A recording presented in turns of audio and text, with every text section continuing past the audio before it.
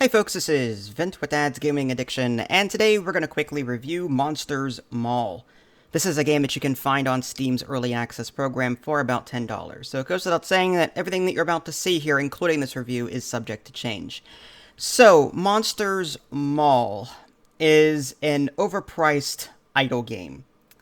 It's a bit unfortunate. I kind of enjoyed the idea of creating a mall for monsters, and I kind of went into this game thinking, okay, it's going to be silly, it's going to be casual, and I'm fine with both of those things. Unfortunately, the gameplay is just so boring and so stale.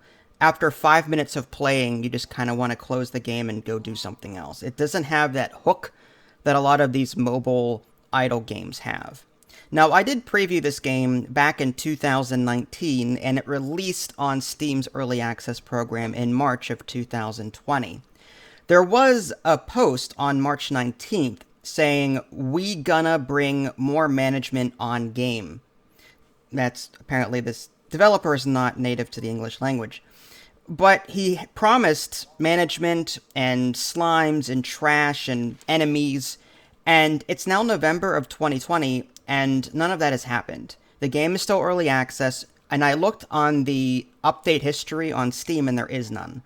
So this game entered Steam's early access program in March. There was one post saying that they were going to update the game, but never did. So here you are, several months later, no new updates, there's no engagement on the Steam forums. This game is pretty much, I think, dead on arrival.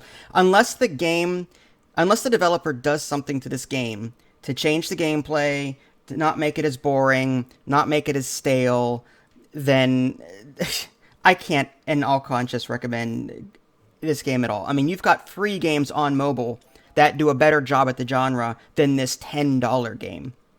So, I guess I should explain what Monsters Mall is first. What you're going to be doing is, you're going to be on the top surface, you're going to be spending orbs that you collect. You can earn, there's currency, there's like coins, and there's orbs.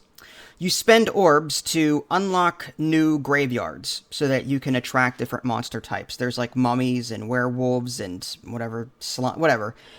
And you're going to be unlocking these, and you can also upgrade these spawners to unleash more monsters of that type.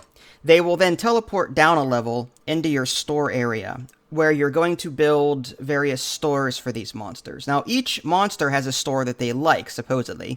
Like, for example, there's a specific store for werewolves and a specific store for mummies. However, I'm watching them, and it doesn't matter. They go to whatever store they want. I'm seeing, like, there's 10 werewolves. They all split up and go to each of the 3 different stores, regardless of who they're designed for. So it doesn't seem to matter. So the whole idea that, oh yeah, this store is for this monster and this store is for this monster, then why are they just buying willy-nilly wherever they feel like it? So it doesn't seem like my choices really matter. I mean, you could have called those stores anything and it wouldn't have mattered. There's also, besides the stores that you can create, there's like these little things in the background that you can build. Like there's like little crystals that will auto-generate orbs for you. There's a cart that people can visit, or not people, but the monsters can visit, and they will generate orbs for you. You can also click on the monsters whenever they're glowing to get orbs. To get currency, you just have the monsters shop at your stores. Again, it doesn't seem to matter who shops at what store. As long as they shop at a store, you get money for it. And it's a waiting game. It's use your currency to unlock new storefronts and your actual coins. And then use your orbs to unlock new monster types and upgrade their graveyards. And then it's a rinse and repeat cycle. So it's an idle game. Like, there could have been so much more to this, but I'm looking at the developer's response right now. There's actually a news update recently, and he's saying that he'd like to change the gameplay, that, you know, as a solo developer, blah, blah, blah, blah, blah. You know what? I'm sick and tired of hearing solo developer this, solo developer that. You got to give the game a break because it's a solo developer. You know, if you're charging money for a game, I don't care if it's $5, $10, $15, $20. You owe it to your consumer base to keep folks updated on their investment. I don't care if there's one person working on it or 10 people working on it. It's a business.